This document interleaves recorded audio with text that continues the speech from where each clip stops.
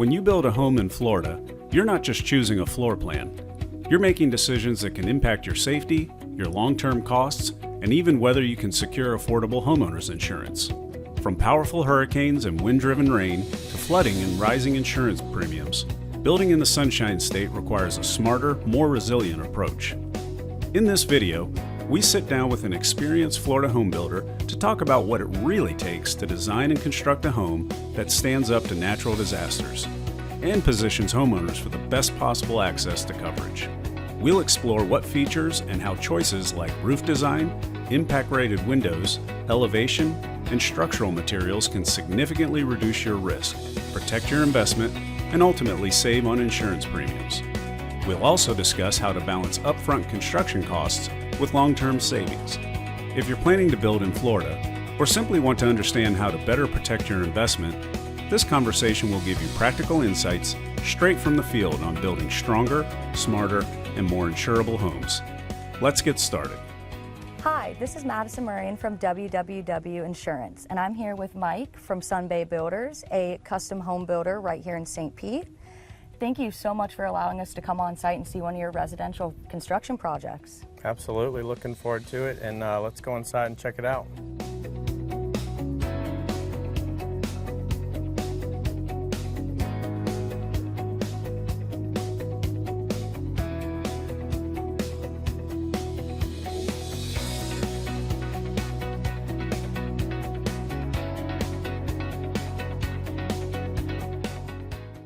Kind of to begin with, what are some of the key considerations you all take into account when designing a home to make it withstand Florida's unique weather challenges?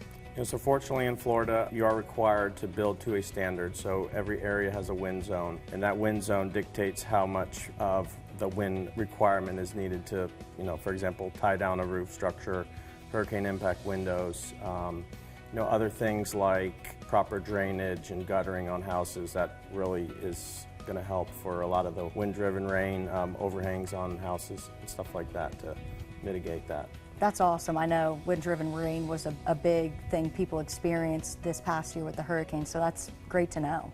Could you walk us through some of the most common construction materials you all use for disaster resistance, like masonry, hardy board, and how they're suited for Florida's climate?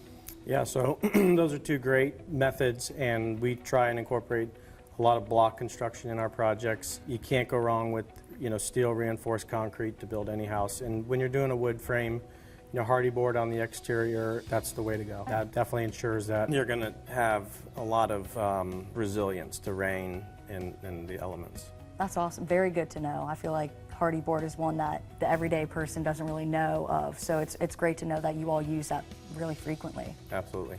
So let's talk about roofs. What typical roofing systems and shapes and coverings do you all usually use on your homes that you build?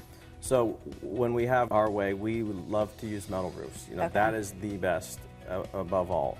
It's mechanically fastened with a screw as opposed to a shingle that's typically nailed down or a tile that's typically glued down. So in any aspect that we can incorporate metal, that's what we prefer, and we believe that it's the best. And I do know for insurance purposes, steel and metal roofs do tend to provide more of a discount and a better rate. So that's great to know that that's y'all's favorite to use too. Absolutely. What role would you say windows and doors have in hurricane resistance when building a home? Extremely important. The openings are one of the most vulnerable parts of the house. So by putting in high strength hurricane impact glass windows, you're going to ensure that the house is going to stay together when a big storm actually does hit.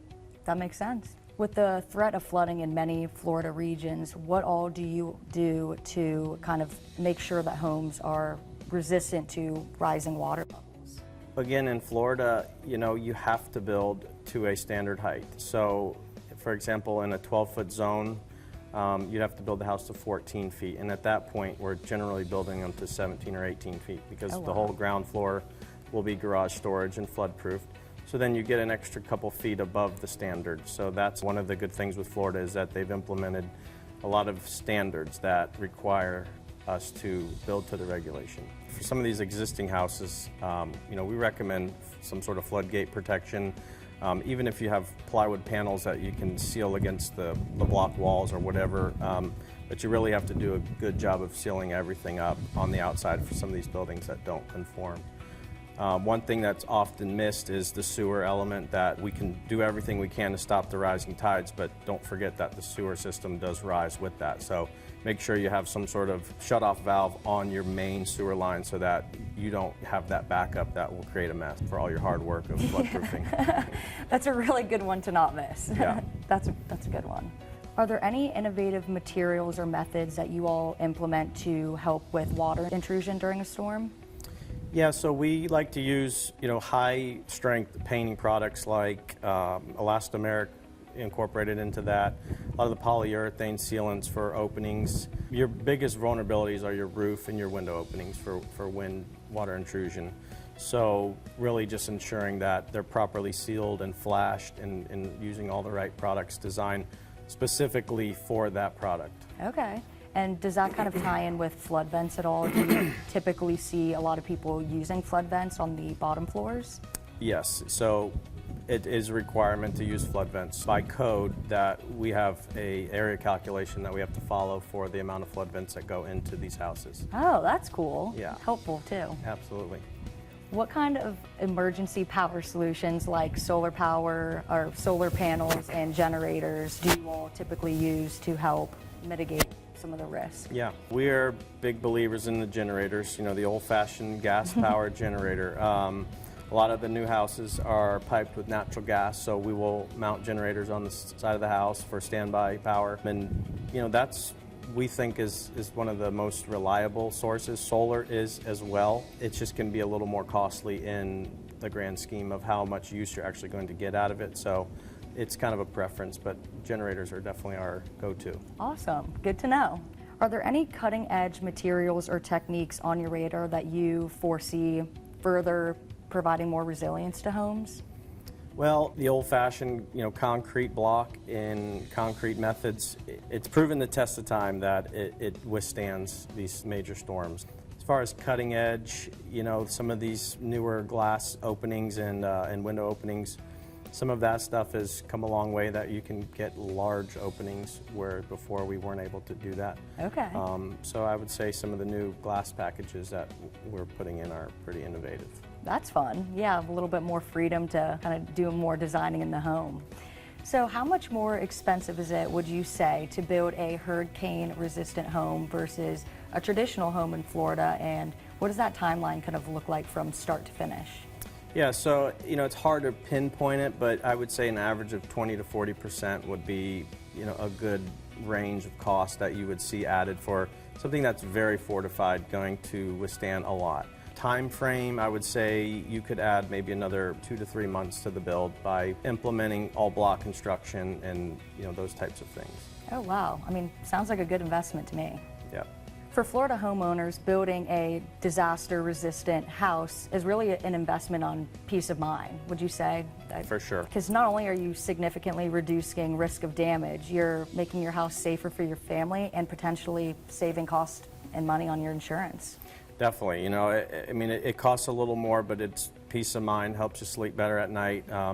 When the big storms do come, you have something to come home to. It's definitely worth the investment to build to that level. Mike, thank you so much for your time today and providing this valuable insight. I know it's very valuable information for all Florida homeowners. Absolutely. Thanks, Madison, and happy that we could provide the information. To learn more about Mike and his team over at Sunbay Builders, you can visit their website at sunbaybuilders.com. Or if you're looking to protect your new home, you can call WWW Insurance or visit us online at w3ins.com.